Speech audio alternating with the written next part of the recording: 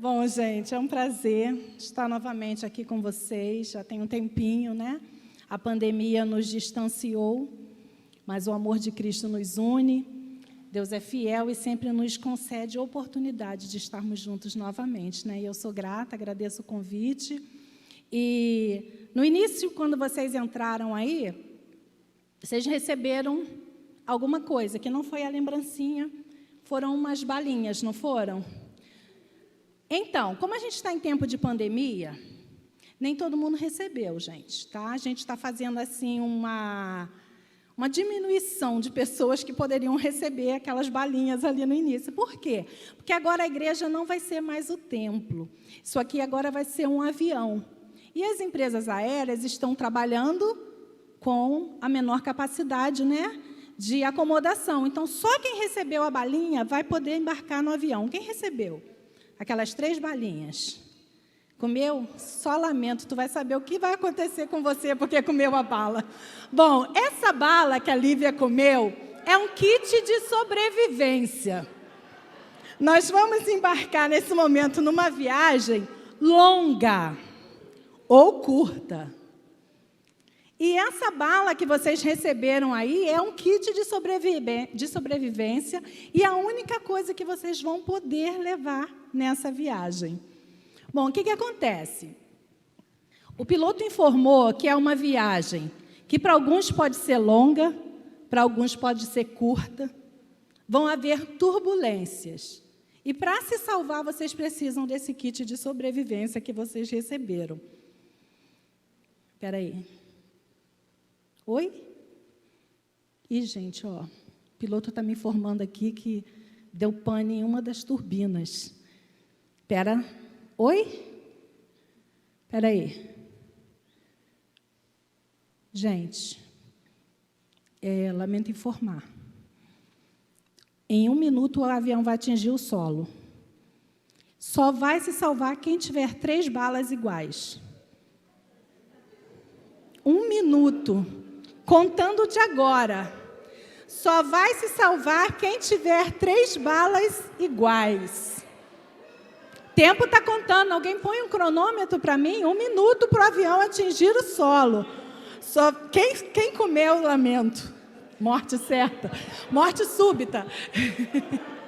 Quem tiver 3 balas iguais vai se salvar.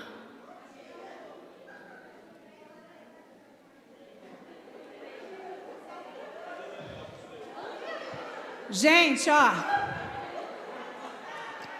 tempo esgotado, hein? Quem está salvo? Quem salvou? Quem morreu?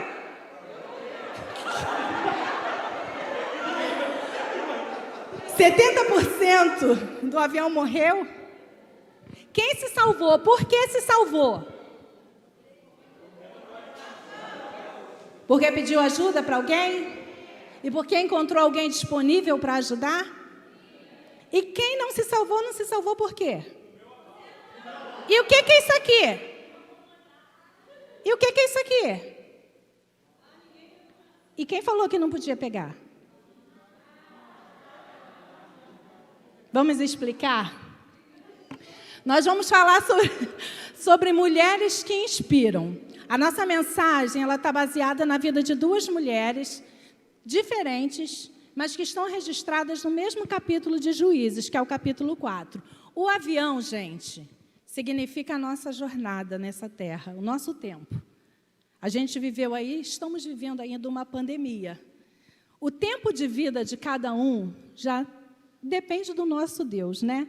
Alguns têm uma viagem longa, outros têm uma viagem curta. Todos enfrentamos turbulência, fato. Enquanto nós vivemos aqui, nós podemos ajudar uns aos outros a enfrentar essa turbulência. Quem se salvou por quê?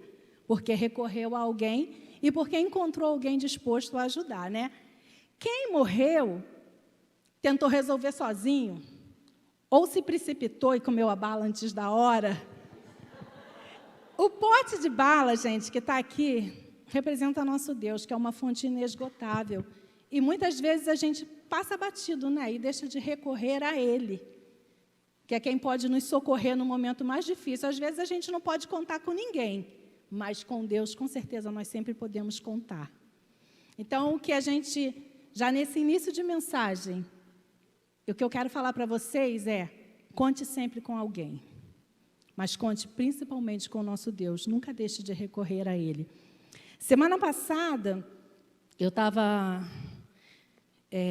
fazendo minha devocional, e Deus tem me direcionado, e eu não estou copiando da minha cunhada Lívia, mas Deus tem me direcionado a estudar as mulheres da Bíblia. Esse ano eu fiz um propósito de ler a Bíblia toda, já foram 77%, segundo o marcador ali do meu celular. Mas eu estou dando uma atenção especial às mulheres da Bíblia, todas elas. Cada história de uma mulher que passa, eu anoto alguma coisa, escrevo alguma coisa, e estou tentando, nesse período aí que eu estou estudando as mulheres, buscar na minha vida histórias que coincidam com as histórias dessas mulheres. Então, já fiz um capítulo sobre Ana, busquei algumas histórias, e quando estava estudando sobre Débora, eu estava comentando com a minha mãe, eu já preguei 5 vezes sobre Débora. Em nenhuma das vezes Deus ministrou no meu coração como Deus ministrou semana passada. E a Bíblia, ela é inesgotável. Deus é uma fonte inesgotável. E mesmo num texto que eu já preguei aqui nessa igreja 2 vezes sobre Débora, no Desperta Débora. Já preguei também na minha igreja 3 vezes sobre Débora, algumas vezes também no Desperta Débora. Mas semana passada Deus me deu um direcionamento totalmente diferente. Deus me falou sobre inspirar outras pessoas. E sobre ser inspirada por outras pessoas através, como posso inspirar? Através daquilo que Deus colocou na minha mão. Aqui o que Deus colocou nas nossas mãos para ajudar uns aos outros foi a bala. Mas Deus tem colocado diariamente coisas nas nossas mãos para que nós possamos fazer e inspirar outras pessoas. E eu quero te convidar para a gente caminhar por Juízes, capítulo 4, versículo 4 e 5, para a gente começar. Eu não enxergo lá não, tá? Mesmo de óculos. Então, vou olhar para trás para ler aqui, tá bom? Débora, uma profetisa, mulher de Lapidote, liderava Israel naquela época. Ela se sentava debaixo da tamareira de Débora, entre Ramá e Betel, nos montes de Efraim. E os israelitas a procuravam para que ela decidisse suas questões. Vamos lá. Depois que o povo saiu lá do Egito, né? Aí a gente vai até Josué, com eles tendo um líder e Deus livrando o povo durante todo aquele trajeto. A gente vem aí no livro de Juízes, vendo que o povo se distanciava de Deus, Deus levantava um líder, aquele líder ia lá, lutava pelo povo, Deus levantava homens para ajudá-lo, o povo se voltava para Deus, tinha paz por um período. Aí o povo fazia o quê? Virava as costas para Deus novamente, Deus permitia novamente que o povo fosse afligido por outros reinos. E é isso que acontece aqui no contexto de Débora. O capítulo 4 ele vai dizendo que Eude, que foi o juiz que antecedeu Débora, tinha morrido. E quando ele morreu, o povo novamente se afastou de Deus e o povo começou a adorar o Deus dos cananeus. E os cananeus eram, quem reinava era o rei Jabim. E a história vai contando que o rei Jabim já assolava o povo por 20 anos. E que ele tinha um comandante chamado Cícera, e algumas traduções da Bíblia vão dizer que Cícera oprimia cruelmente o povo. Que ele tinha 900 carros de guerra, carros de ferro. Eu fui pesquisar e vi que alguns carros eram puxados por 2 a 4 cavalos. Meu filho é militar, meu filho do meio, eu tenho 3 filhos. Um de 23, um de 20 e um de 13. Nem parece, né? E o meu filho de 20 anos, é militar. Ele serve na cavalaria mesmo de cavalo, porque tem a cavalaria mecanizada, né, que são os carros grandes lá, os blindados, os tanques, e tem a cavalaria mesmo lá da parte do hipismo, ele é da área do hipismo mesmo. E semana passada o general ia passar toda a vila militar em revista. Então, do início da vila até o final da vila, todos os quartéis se posicionaram para o general passar. E ele teve que chegar no quartel às 5 horas da manhã, nós fomos levá-lo lá no quartel. Quando nós chegamos, do início da vila, que começa assim, logo em Deodoro, até Magalhães Bastos, que é onde fica o quartel dele, todos os quartéis já estavam posicionados. Aí você vai passando em frente, os paraquedistas, eles estavam lá, todo mundo, boina vermelha, arma em punho. Aí você vai passando, passa em frente o Sampaio, aí o pessoal já estava lá com os canhões. Aí vai passando em frente o 15, que é a cavalaria mecanizada, estava aqueles tanques de guerra blindados, os soldados tudo de arma. Quando chegou no quartel dele, estavam lá os cavalariços, né? Aqueles cavalos imensos, brancos e pretos, perfilados, e os escudeiros lá, os soldados lá com aquele chapéu de pluma que eu acho a coisa mais linda, mas ele não vai usar porque ele não quer fazer essa parte, que ele acha feio. E eles todos com a lança na mão para o general passar. E Deus ministrou no meu coração a batalha que se travou ali entre o povo de Israel e de Cícera. Eu ainda comentei com meu esposo, olha, quem é doido de entrar aqui agora, nessa vila militar, e tentar alguma coisa? Os soldados todos armados, estava a coisa mais linda para o general poder passar. E a história conta que Cícera tinha uma força militar muito grande, 900 carros. E o povo de Israel, a gente sabe que o povo de Israel, nessa época, até chegar ao reinado lá de Saul, de Davi, não tinha um armamento, não tinham carros de guerra, essas coisas vão começar lá na frente. Então, era espada mesmo. Né? Então, imagina, espada contra um monte de carros de guerra, e aqueles cavalos, aquela força toda que tinha. E Débora chama Baraque e fala para ele, ó, Deus manda você reunir 10.000 homens, e vai lá, que Deus vai entregar Cícera nas tuas mãos. Baraque era um comandante militar. Ele olhou o quê? A missão impossível. Mas ele tinha ao lado dele alguém que o inspirava, que era Débora. Então, Baraque fala assim para Débora, eu vou, mas só se você for comigo.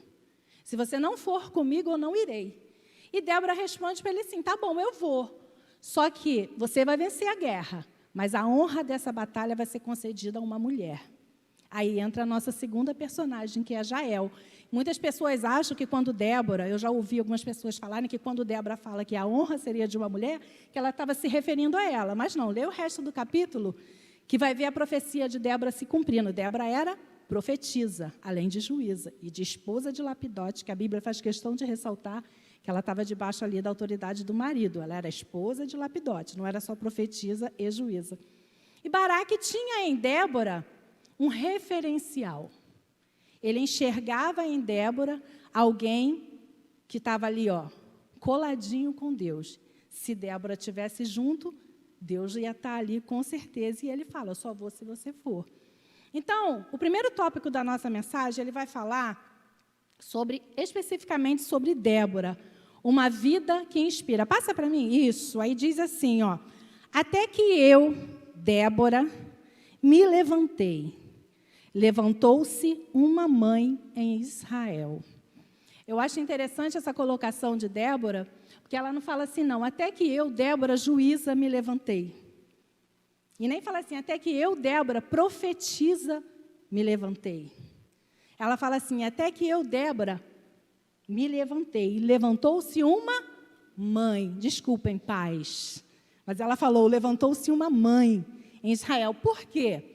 Não menosprezando os pais, mas a Bíblia ela ressalta a mãe como uma figura quase ali parecida com Deus, que diz que ainda que a mãe abandone, Deus não vai abandonar, mas se refere à mãe, ou seja, é impossível. A mãe é aquela que cuida, a mãe é aquela que protege, a mãe é aquela que vai mesmo para a guerra, a mãe é aquela que vai fazer tudo por um filho. Então, quando ela fala, levantou-se uma mãe, ela quis dizer que ali, naquele momento, ela se levantou como alguém que estava disposta a lutar por aquele povo. Ela estava disposta a ir para o campo de batalha. E a gente precisa, na nossa vida, ser alguém como Débora, né? Nós precisamos ser pessoas que inspiram. Eu queria fazer uma pergunta para vocês. Qual a diferença da parteira e do coveiro? Qual a diferença da parteira para o coveiro? Situações totalmente opostas, né? A parteira traz a vida. E o coveiro enterra. Débora, ela era alguém que trazia vida. Quando chegou lá no campo de batalha, ela fala para Baraque assim, levanta aí, vai lá, vai, seja forte. Deus vai entregar o inimigo nas tuas mãos. Então, Débora era alguém que incentivava. O que tem saído dos nossos lábios? Palavras que trazem vida ou palavras que trazem morte? Muitas pessoas, às vezes, são feridas por palavras que são proferidas por pessoas que trazem morte. Infelizmente, ao longo da nossa vida, a gente vai conviver com pessoas parteiras e com pessoas coveiras. Sabe aquela pessoa especialista em enterrar o sonho do outro? Que a pessoa vai lá toda feliz compartilhar, a pessoa fala assim, sei não, hein? Eu sou você, eu nem começo. Não vai dar certo, não. Isso dá um trabalho. Pensa bem, hein? Já analisou direitinho? A chance disso dar errado é enorme. E quando a palavra é uma palavra que fere no emocional da pessoa? Uma vida que inspira é uma vida que traz vida. É uma vida que traz à tona aquilo que ainda nem nasceu. Por exemplo, existem atitudes tão simples que a gente pode usar para trazer vida para alguém. Eu vou citar um exemplo para vocês, mas eu vou falar algo simples. Um elogio. Já elogiou alguém hoje? Eu já elogiei minha cunhada hoje. Ela me arrasou. Mostrei uma foto minha para ela de 14 anos, ela falou, que coisa ridícula, horrorosa, parece uma velha. E eu, ao contrário, falei para ela, você sempre foi linda. Desde que eu te conheci, novinha, você já era linda. Olha bem, né? Não estou chamando ela de coveira, não, tá? Porque eu entendi que ela está falando que hoje eu estou melhor. Entendeu, gente? Eu era feia com 14 anos, hoje eu estou melhor. Não foi isso que você quis dizer?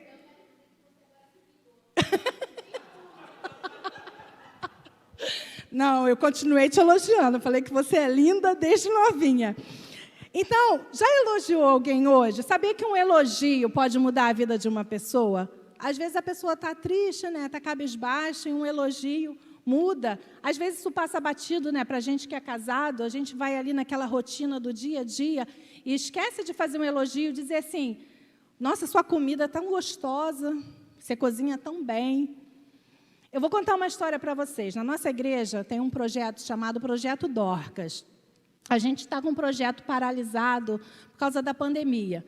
O Projeto Dorcas é um projeto que ele leva cursos de artesanato gratuitos para as mulheres da igreja e é aberto também para a comunidade. Em 2014, mais ou menos, chegou uma aluna no nosso projeto e nós estávamos vivendo na nossa igreja uma campanha, que eu acredito que vocês já fizeram aqui também, que é Casas de Paz. Nós estávamos tendo Casas de Paz e essa aluna abriu a porta da casa dela para que a gente fizesse Casa de Paz na casa dela. E eu fui com algumas alunas do Projeto Dorcas, que são lá da igreja, fomos fazer os estudos na casa dela. Na primeira semana que nós fomos lá na casa dela, ela tinha falado para mim, no Projeto Dorcas, que ela tinha muita vontade de estudar a Bíblia. Aí eu comprei uma Bíblia bonita para ela, levei desde presente. Só que quando nós chegamos lá, ela tinha convidado uma vizinha. E quando eu presenteei ela com a Bíblia, a vizinha falou assim, poxa, eu também bem queria ganhar uma Bíblia. Só que para mim tem que ser de letra gigante, porque eu não enxergo muito bem e eu não tenho condições de fazer um óculos novo, então podia ser uma Bíblia de letra grande? Falei, não, vou te conseguir uma Bíblia de letra grande. Comprei uma Bíblia para ela de letra gigante e fiz, o nome dessa senhora era Lindinalva. E eu fiz uma dedicatória para ela assim, com todo carinho e amor para a querida Lindinalva. Pedi que as alunas assinassem, todas as alunas do projeto, que eram da igreja, e na Casa de Paz eu fui presentear a Bíblia para ela. Gente, quando eu dei a Bíblia a ela abriu a Bíblia, aí na primeira página onde estava a dedicatória, ela ficava assim. Aí ela pegava a Bíblia, ela beijava a Bíblia. E ela alisava a Bíblia. E ela beijava a Bíblia. Daqui a pouco ela começou a chorar. Chorou, chorou, chorou. E eu falei com ela, ué, mas se emocionou? Por que você está chorando? Ela falou assim para mim, porque nunca na minha vida ninguém me chamou de querida. E ver meu nome escrito, e ainda escrito, querida Lindinalva, com todo amor e carinho, ninguém nunca falou isso para mim na minha vida. Hoje foi a primeira vez que alguém me chamou de querida. Gente, olha só. Aí eu fui saber a história dela, que ela foi abandonada ainda criança e que ela foi criada num lar adotivo que era de religiões de ocultismo. E ali dentro ela trabalhava para morar lá, ela não foi adotada.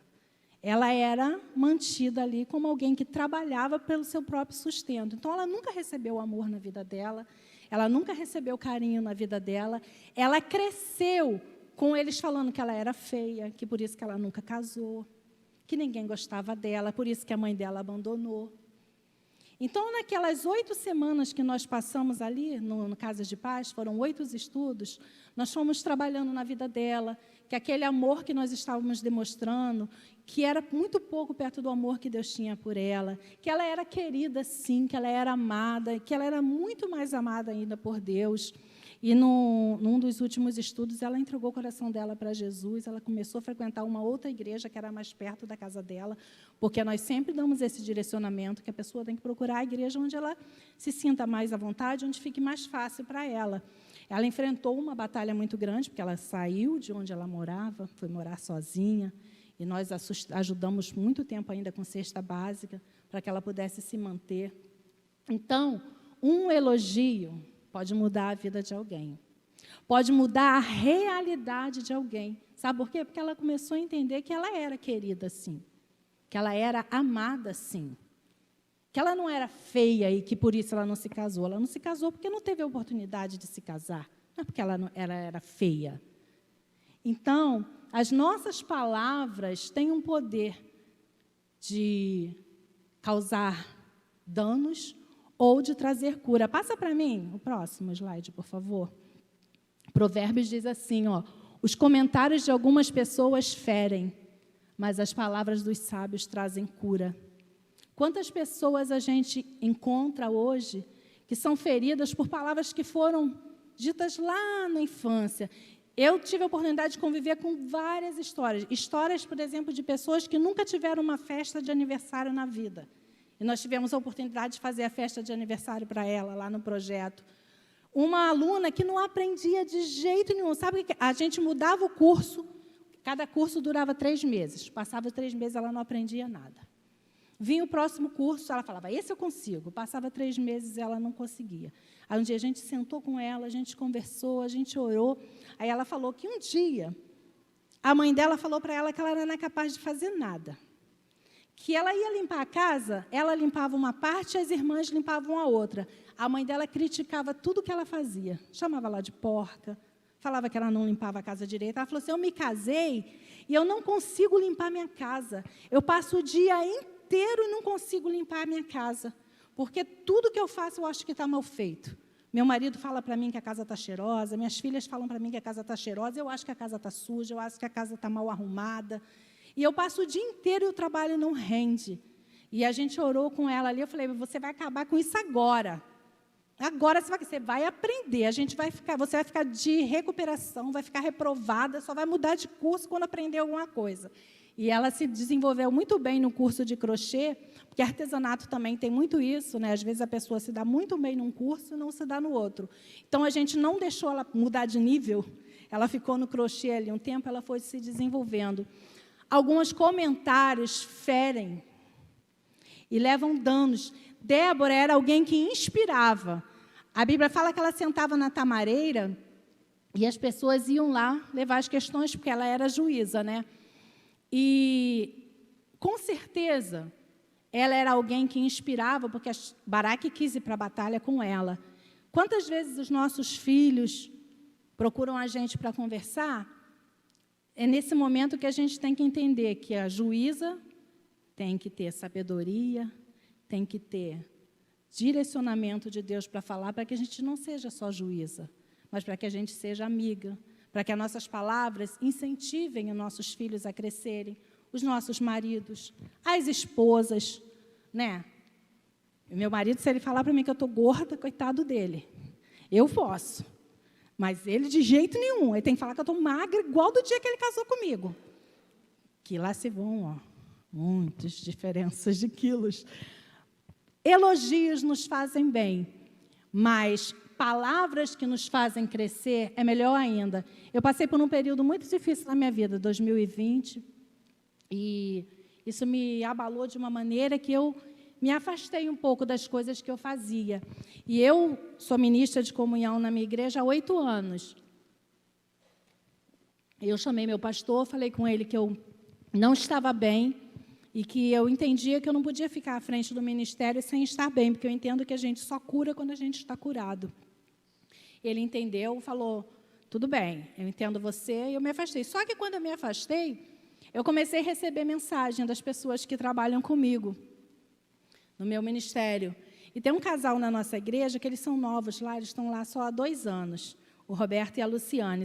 É um casal que eu amo demais. Eles chegaram na igreja, eu que os recebi, visitei, através do projeto Colmeia, que é um outro projeto que a gente tem lá, que visita os novos membros.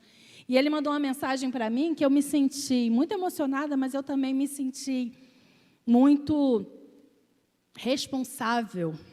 Porque ele falou assim para mim, você é meu referencial. Eu sinto prazer em trabalhar na igreja porque você trabalha. Então, no momento que você não está trabalhando, você está me desanimando, porque eu não tenho vontade de trabalhar se não for junto com você. Não porque eu faço por você, mas porque você me incentiva a querer fazer. Aquilo me fez muito bem, mas aquilo me fez olhar para mim com uma responsabilidade muito grande. A minha vida inspira. E se minha vida inspira, eu tenho um compromisso.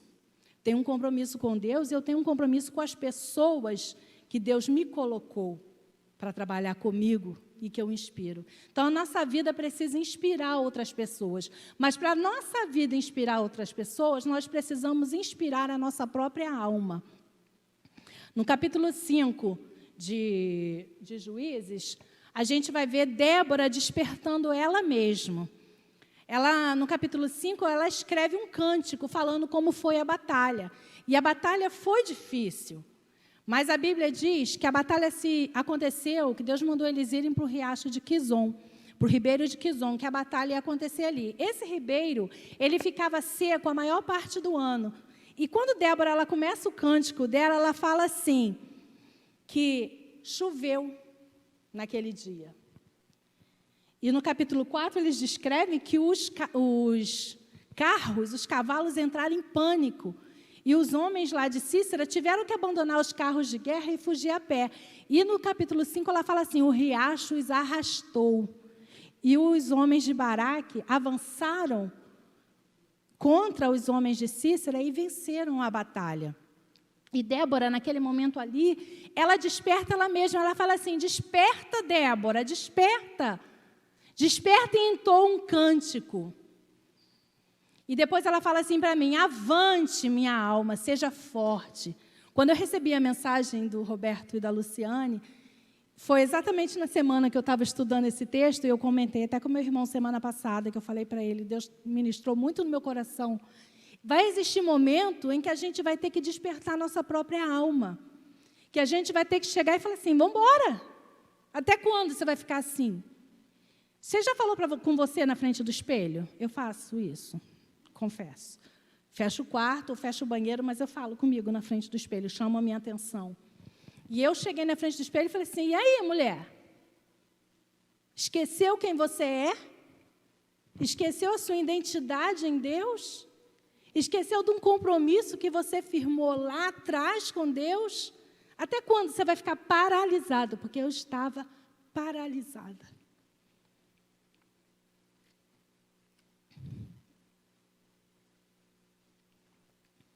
E nas batalhas que a gente enfrenta na nossa vida, a gente precisa se despertar com esse refrigério que vem do Senhor.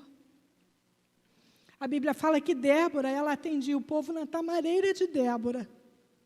Qual é a sua tamareira? Qual o lugar que você usa para ficar sozinho com Deus e ali Deus ministrar no seu coração? Porque para você dar de beber aos outros, primeiro você precisa beber da fonte.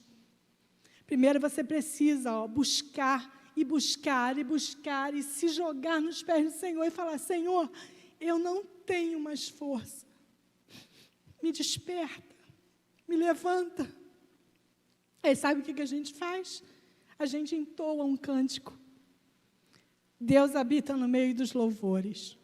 E quando a gente entoa um cântico, gente, eu não sei se com vocês é assim, mas comigo é assim.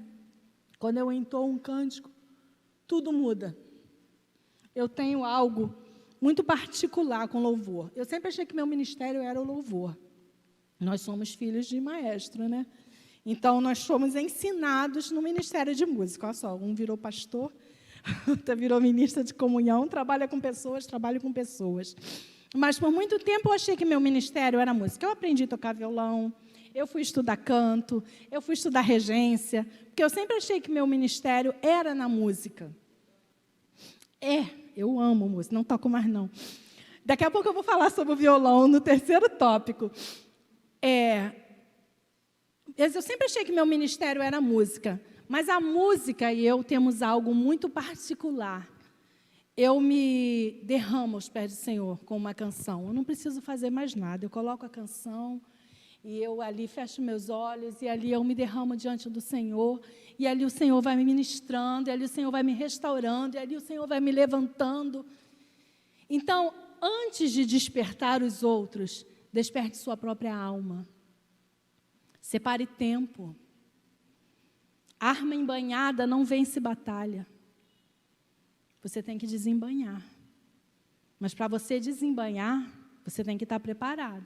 Senão você vai sangrar no campo de batalha.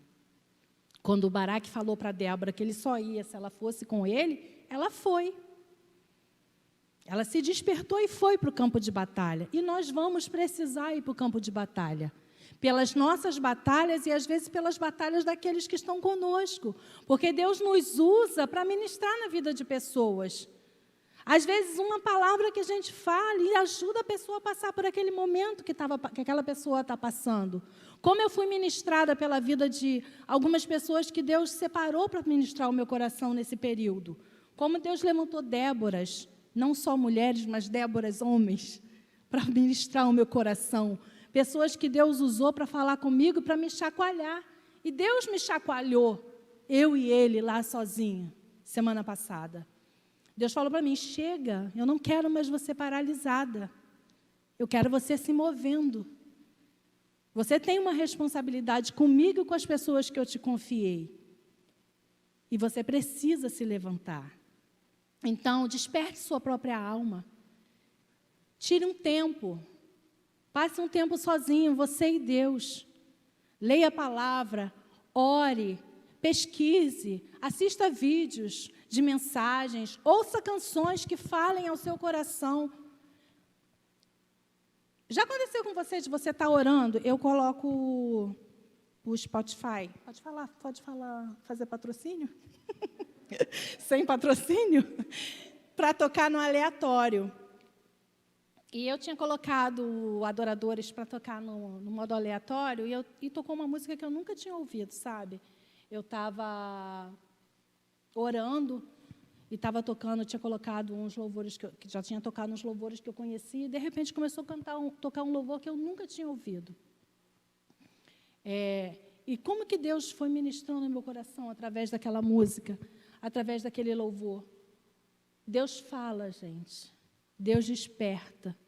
Deus chacoalha. Chacoalhar de Deus dói, mas nos traz de volta à vida, para que nós possamos levar vida àqueles que estão conosco. E na história aqui, entra uma terceira personagem, né? Porque a gente tem Débora, a gente tem Baraque, entra Jael. Quem era Jael? Jael não era do povo lá, dos israelitas. Ela era nômade. Ela e o marido dela viviam em tendas. Meu óculos ficou sujo de lágrimas. Ela e o esposo dela viviam em tendas. E eu acho tão interessante que o capítulo 4... Sabe quando você começa a ler a Bíblia e parece que tem um versículo que não tem nada a ver ali com a história que você está lendo? O capítulo 4 é assim, você vai até o versículo 10, aí ela vai contando toda a história, quando Débora chamou Baraque, e quando chega no versículo 11, ele fala assim, ora, Éber, queneu, se tinha apartado dos queneus, dos filhos de Obabe, sogro de Moisés, e havia armado suas tendas até o carvalho de Zaananim, que está junto a Quedes. Aí volta para a história de Baraque e de Débora. Aí você começa a ler e fala assim, o que tem a ver esse homem aqui no meio da história montando a tenda dele? O que aconteceu? Ele montou a tenda no meio do caminho do campo de batalhas. E quando acontece a batalha ali, que os homens fogem dos carros de guerra, fogem a pé, Cícera, que era o comandante lá, né, o cruelzão, que devia estuprar mulheres, que devia matar crianças, porque ele oprimiu o povo por 20 anos. Devia ser sanguinário. Ele foge. E ele vai se esconder na tenda de Jael, que estava lá, ó. Não era judia, estava lá quietinha na casa dela, na tenda dela, fazendo os afazeres dela. Só que o marido dela, o Éber, ele era ali, ó, do grupo do rei Jabim. Ele era associado a ele ali, ele tinha um bom relacionamento com o rei Jabim. Então, Cícera se sentiu confortável para procurar abrigo na tenda de Jael. Quando ele chega lá, ele pede abrigo e fala, entra. Gente, ó, mulher, cuidado com mulher, tá? Mulher astuta. Ela fala, entra, seja bem-vindo. Eu posso dizer, porque eu sou assim também, a gente é inteligente. Deus nos deu beleza e cérebro. Não é? Então, ela fala, entra, fica à vontade. Aí ele fala assim, estou com sede. Ela fala, água? Me dá água para beber. Que água o quê? Vou te dar leite. Vou te dar o melhor que eu tenho. Ela inspira confiança. E tinha uma bebida que eles faziam, que eles pegavam leite de cabra, colocavam num odre já usado, e chacoalhava aquele leite ali, aquilo fermentava, e tomavam aquele leite para relaxar e dormir. O que Cícera faz? Dorme. O que Jael faz? Cobre Cícera. Aconchego. Foi lá, cobriu ele, cobriu a cabeça dele, dormiu um sono profundo. Ela morava em quê? Numa tenda. O que ela faz? Vai lá, pega a estaca da tenda, pega um martelo. Provavelmente ela devia colocar a estaca enquanto o marido esticava a tenda, né? Cícera está lá dormindo, sono profundo, o sono dos injustos, que ele não era justo. Ela vai certeira. Finca a estaca nas têmporas dele, prende a cabeça dele no chão com a estaca. Morte instantânea.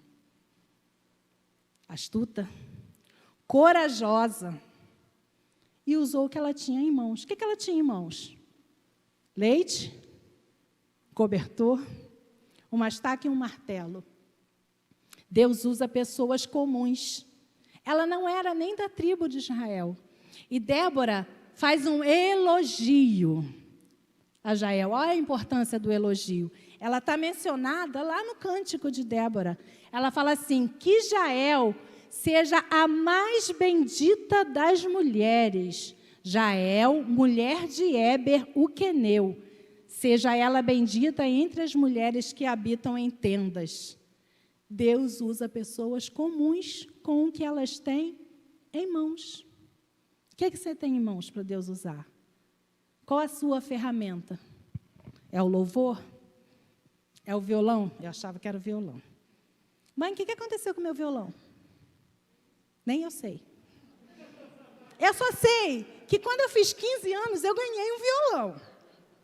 Com 13 anos, eu comecei a aprender violão. Com 15 anos, era tradição. A Cláudia ganhou com 15, então eu tive que ganhar com 15. Cláudia era a nossa irmã. Então, Cláudia ganhou um violão com 15, quando eu fiz 15, eu ganhei um violão. Quando a gente mudou para Juscelino, eu sei que eu tinha um violão. Eu mudei para Juscelino com 16. Até meus 18, eu tive um violão. Depois, eu não peguei mais no violão. E eu perdi o violão. Por quê? Meu pai tinha o costume de dar as coisas. Provavelmente, eu desconfio que ele deu o meu violão. Sabe por quê, gente? Quando você não usa a ferramenta que Deus te deu, outra pessoa vai usar. A batalha era para quem vencer? Baraque. E quem teve a honra da batalha? Jael. Quando Deus coloca uma ferramenta na sua mão e você não usa, Ele vai levantar outra pessoa para usar. E a honra de fazer a obra de Deus, o privilégio de fazer a obra de Deus, que é seu, Deus vai dar para outro. Porque a obra não para por falta de pessoas, Deus levanta outras. O que você está fazendo com a ferramenta que Deus te deu? Muitas mulheres dão desculpa que não podem fazer a obra de Deus porque tem filho pequeno. Seu filho é a ferramenta que Deus te deu. Faz a obra na vida dele. Ensina a palavra para ele. Usa o cobertor. Não para cobrir ele, para matar não, tá? Usa o cobertor, que é o aconchego, para incentivar ele. Meus filhos, como eu falei, um tem 23, outro tem 20, outro tem 13. Eu cubro meus filhos. E, além de cobrir, ainda faço um carinho nas costas. Beijo. Falo que eu amo. Falo que eles são importantes para mim. Falo que eles são importantes para mim. Falo que eles são o meu primeiro ministério. Porque se eu não for bem na minha casa, eu vou ser bem aonde? Se eu não usar as minhas ferramentas primeiro dentro da minha casa, onde eu vou usar essas ferramentas? Então, seja uma vida que inspire. Seja parteira, nunca coveira, tá? Eu não sou coveira nem a Lívia. Ela só falou que eu sou mais bonita agora, e eu falei que ela sempre foi bonita, meu elogio foi melhor. Mas seja sempre parteira, traga vida na sua casa, na vida do seu esposo, incentive os projetos dele. Esposos, incentive os projetos da sua esposa. Incentive os projetos do seu filho. Meu filho quer tentar a carreira militar. E ele falou, mãe, vou fazer ano que vem prova para a aeronáutica e a prova para o exército. E ele foi, o sargento já falou que vai indicar ele agora para a prova de cabo, lá no quartel onde ele serve. Vou tentar tudo. Eu falei, sim, você vai tentar. E aquilo que Deus separou para você, você vai conseguir, porque você é capaz. Esse é o nosso papel. Nosso primeiro ministério começa dentro da nossa casa, com aquele que Deus nos confiou, nossos filhos, nosso esposo. Mas para nós despertarmos a vida de alguém, para nós inspirarmos a vida de alguém, primeiro nós precisamos despertar a nossa alma. Use a ferramenta que Deus te deu. Não perca seu violão como eu perdi o meu, não. Mas eu perdi meu violão porque Deus queria me levar para outro ministério. Deus queria me usar com outras ferramentas. Meu tempo de violão ficou no passado, de cantar não, que eu louvo até hoje. Mas Deus queria me usar com outras ferramentas. Jael tinha várias, tinha o cobertor, tinha o leite, tinha a estaca e tinha o martelo. Às vezes Deus vai te dar várias ferramentas. Não limite o agir de Deus na sua vida. Seja uma vida que inspire, seja uma vida que mude a vida daqueles que estão ao seu redor. Deixa Deus te usar aonde Ele quiser, da maneira que Ele quiser. Esteja disponível. Jael só pôde ser usada porque ela estava disponível. E eu quero falar para as mulheres um texto que tem lá em Provérbios, e eu procurei a melhor tradução, porque algumas traduções falam dona de casa, e nem todas as mulheres são apenas donas de casa, trabalham fora também. Então eu quero te deixar com vocês um versículo que está lá. Passa para mim, por favor, em Salmos. O último slide. Salmo 68, 11 diz assim: o Senhor deu uma ordem e muitas mulheres levaram esta notícia. Deus já deu a ordem. Mulheres, quem vai levar a notícia? Homens, quem vai levar a notícia? Deus nos chama hoje para termos uma vida que inspira, para sermos mulheres e homens que inspiram outros, e para sermos ferramenta na mão de Deus para Ele nos usar como Ele quiser. Amém?